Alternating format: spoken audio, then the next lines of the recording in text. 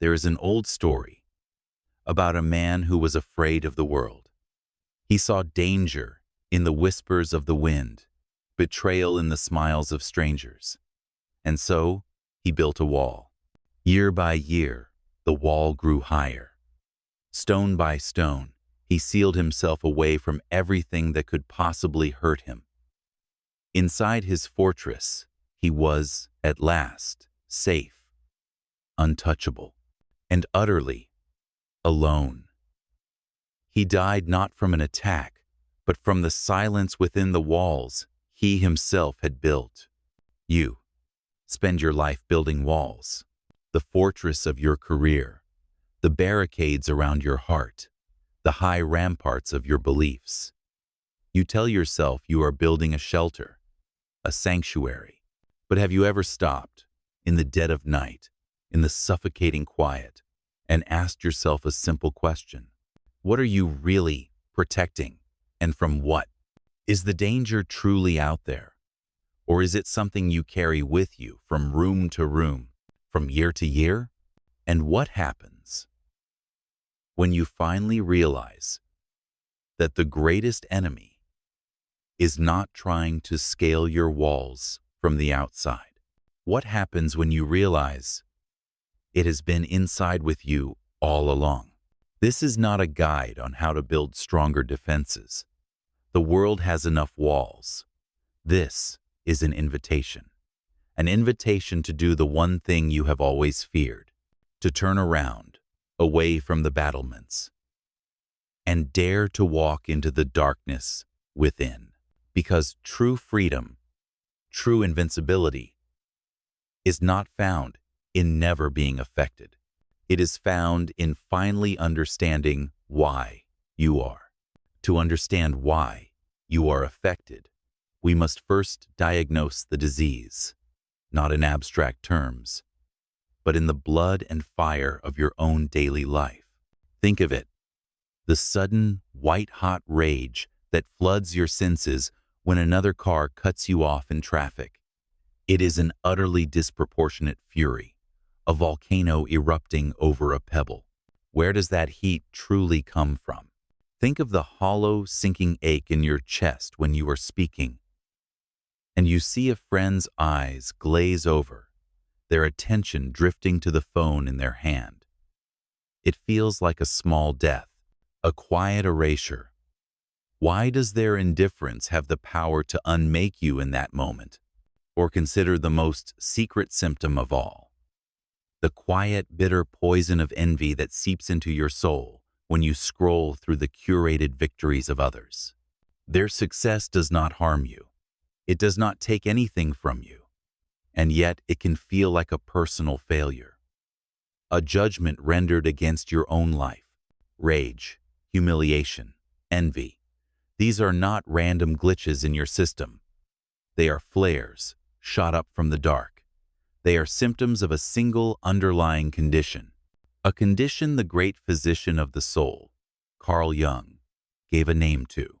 He called it the persona, from the ancient Greek word for the mask worn by actors on a stage. It is the good employee, the dutiful son, the witty friend, the strong partner, the spiritual seeker. It is the carefully constructed, socially acceptable version of you that you present to the world.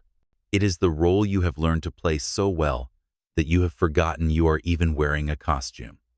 You spend your years polishing it, perfecting its smile, reinforcing its defenses. And here is the devastating truth.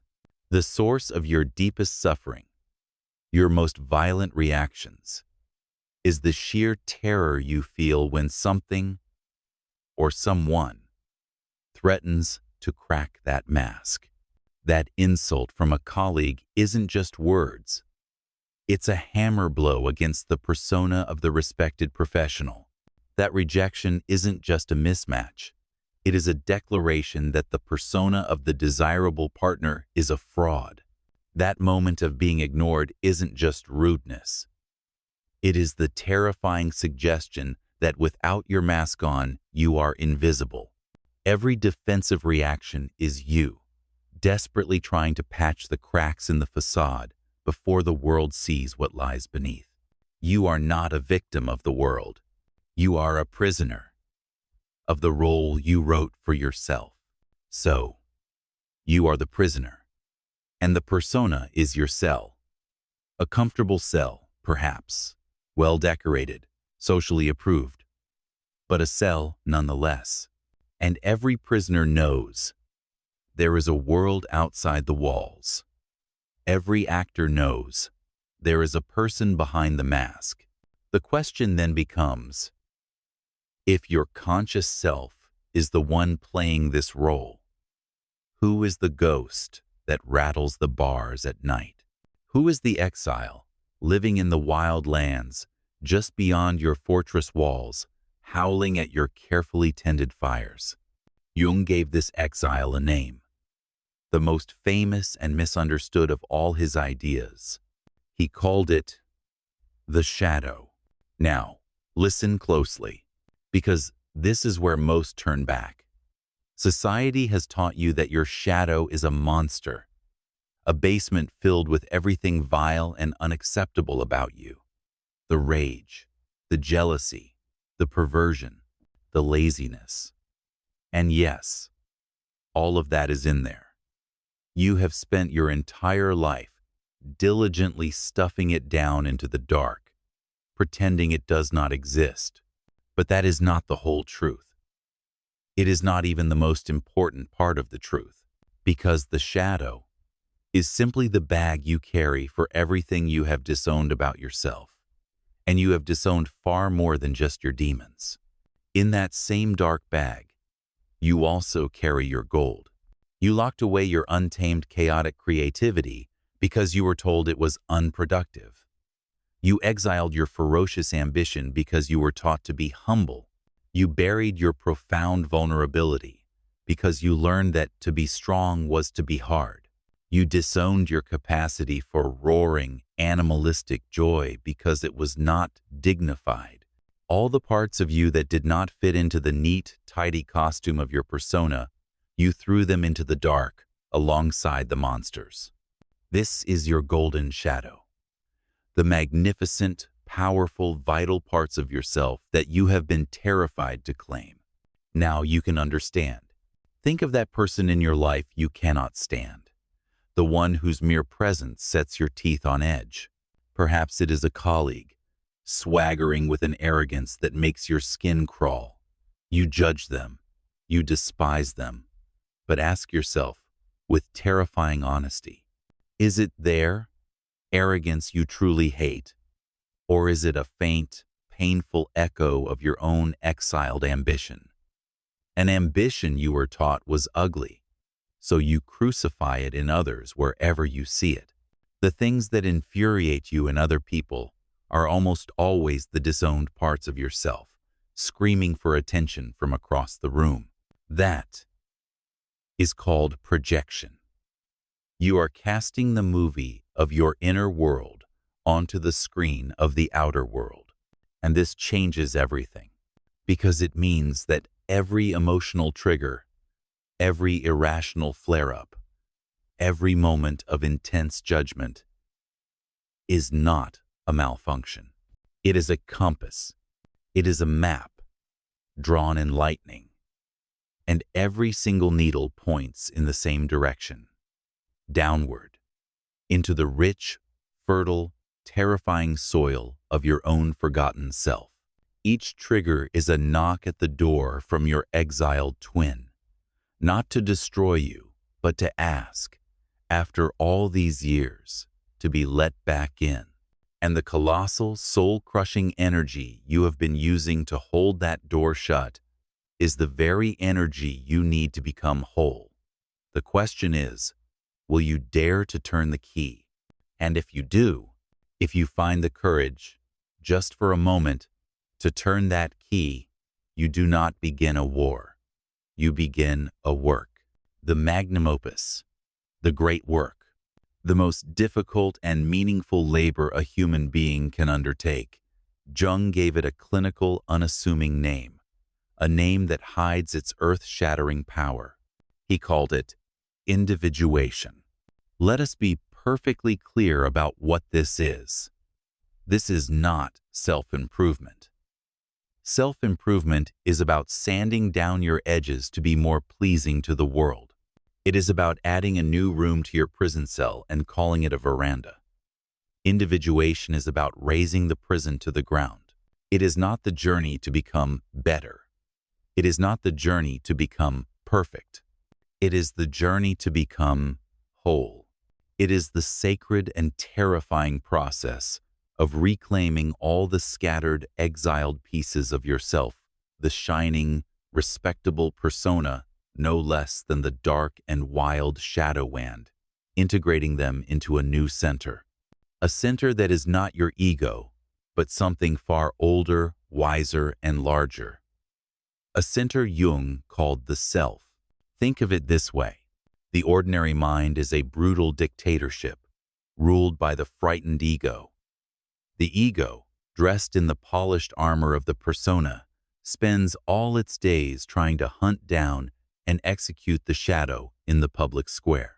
It is a state of perpetual civil war. But the individuating mind is a kingdom governed from a round table. At the head of this table sits the true self, the wise and silent monarch, and it invites everyone to take a seat. The noble, light-bearing persona is given a place of honor, and right next to it, with equal respect, a seat is offered to the dark, powerful, and instinctual shadow. The screaming ego is not banished. It is given a new role not as a tyrant king, but as a valued prime minister, a servant to the wholeness of the realm. This is not a battle. It is a negotiation, a treaty, a holy marriage of opposites. The ancient alchemists understood this process perfectly. They hid their psychological wisdom in the language of metallurgy. Their goal was to turn base lead into pure gold. They knew the secret was not to find some special magical substance out in the world. The secret was that the lead itself, the ugly, heavy, worthless lead, was the key. Your life, exactly as it is now, your pain, your neurotic reactions, your shame, your rage, your confusion, this is the lead. This is the prima materia, the sacred raw material. The modern world tells you to throw it away, to hide it, to get rid of it. The alchemist, the psychologist of the soul, tells you it is the most precious thing you own. And the alchemical process, the great work of individuation, is the slow, patient heating of this material in the sealed vessel of your own awareness. It is looking at your triggers without flinching. It is tracing your projections back to their source. It is daring to feel what you feel without judgment. It is the agonizing process of dissolving the mask, confronting the shadow, and allowing these warring elements to cook, to ferment, to putrefy, until they are reborn. And what is the gold they were seeking? What is the philosopher's stone? It is not happiness. It is not peace. It is not enlightenment. It is consciousness. It is the unshakable, self-aware center that has been forged by holding the tension of its own opposites. The self that knows its own light because it has intimately explored its own darkness. And you must understand, this work has no end. You do not one day achieve individuation and receive a diploma. It is not a destination. It is a dance. A lifelong spiraling dance between the conscious and the unconscious, between who you think you are and the vast oceanic mystery of who you truly are. A dance, a lifelong spiraling dance. But how does one learn the steps to such a dance in a world that only teaches you to stand still or to run away? How do you practice this great work, not in a monastery or a laboratory, but in the middle of your own chaotic, trigger-filled life? It begins with a choice. The next time you are triggered, The next time you feel that familiar flash of rage, that sting of shame, that cold grip of fear, I want you to perform a radical experiment. Do nothing. Do not react. Do not lash out. Do not retreat into a story. Do not judge the feeling or yourself for having it. Instead, you become the alchemist in your own laboratory. The first step of this alchemy is to isolate. Asterisk, asterisk. The mind will immediately begin to spin a story. He disrespected me. She betrayed me. This is unfair. Let the story go. It is a distraction. It is the smoke, not the fire. Gently, but firmly. Pull your awareness out of your head and drop it down into your body. Your body is the laboratory. It never leaves. Scan it. Where does the feeling live? Is it a searing heat that blooms across your chest? A cold, hard knot twisting in your stomach? Is it a frantic vibration in your hands? A pressure building behind your eyes? Locate it. Pinpoint its physical epicenter. Observe its qualities as a scientist observes a strange new element. Is it sharp or dull? Is it heavy or light? Does it move or is it stationary? Give this raw physical sensation your full, undivided attention. Do not name it anger or sadness. Just observe the pure energy of it. This is the lead. You have isolated the prima materia. Now, for the second step, you must inquire. Asterisk, asterisk.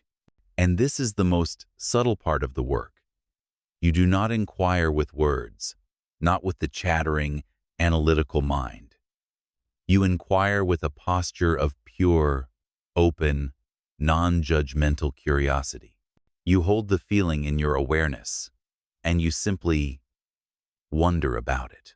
You orient your entire being toward it and ask, silently, what are you? Where in my past were you born? What part of my own forgotten story do you represent? What is the golden shadow, the exiled strength that you are trying to return to me? You are not looking for an immediate answer in words. You are listening for a resonance, a flicker of a memory, a faint echo. You are holding a space for the unconscious to offer up a clue. You are showing it that you are, for the first time, willing to listen. And finally, the third and most crucial step, you must integrate. Asterisk, asterisk. As you hold the feeling in your curious awareness, your every instinct will scream at you to push it away, to check your phone, to change the subject, to numb it, to escape. Your task is to do the opposite. You must lean into it. Breathe into the physical location of the feeling. Imagine your breath surrounding it, not to extinguish it, but to acknowledge it. And then you offer it the simplest, most powerful words in this entire process. You say to it silently, in the sanctuary of your heart, I see you. I feel you. You are not my enemy. You are a part of me. In that moment, you stop the civil war. You are not condoning the feeling or acting it out. You are simply ending the resistance to it. You are taking the raw, chaotic lead of the emotion, and you are touching it with the gold of your own conscious acceptance. Do not be fooled by the simplicity of this. This is not a passive act. It is perhaps the most active and courageous thing you will ever do. With every moment you choose to observe instead of react, you are performing a revolutionary transfer of power. You are unplugging your life force from the chaotic, unpredictable outer world and plugging it directly back into the core of your own being. You are taking back your power, one trigger at a time. It is a quiet rebellion, waged in the silence of your own heart. And this rebellion, this quiet, courageous turning inward, is how you finally become unshakable. But not in the way you might think. To be unshakable does not mean the storms of life no longer come for you. They will. The world will still rage, plans will still fail, hearts will still break. To be unshakable does not mean you build a fortress so high that you feel nothing. That is not strength. That is numbness. That is the tomb of the man who died of silence. The invincible mind is something else entirely. It means that when the storm comes, you are no longer a single terrified leaf, tossed about in its fury. You are the mountain, solid, rooted, present. You feel the wind, you feel the rain, but you know, in the core of your being, that you are not the weather. The storm is happening to you, but it is not you. It means that when pain arrives at your door, you greet it not as an executioner, but as a severe and powerful teacher. You learn to listen to its lessons, knowing it has come to show you where you are not yet free. We began this journey with an invitation to walk into the darkness. Now you see why. Your reactivity, your pain, your triggers, they are not a curse. They are a map. And on the oldest, most honest maps, in the unexplored territories, the cartographers would write a warning. Here be dragons. You have been taught to fear those places on your inner map. But the great, paradoxical secret of this work is this. You are the dragon, the untamed power, the repressed fire, and you are also the hoard of gold it guards. This journey into the self can be a lonely one, but it does not have to be. If these words have resonated with you, if they have stirred something in the quiet depths, I invite you to join the conversation. In the space below, share with us, in the language of this work, what did your shadow say to you today? And if you are ready to continue this exploration, to delve deeper into the architecture of the soul, then join this circle. Subscribe, because our work has only just begun.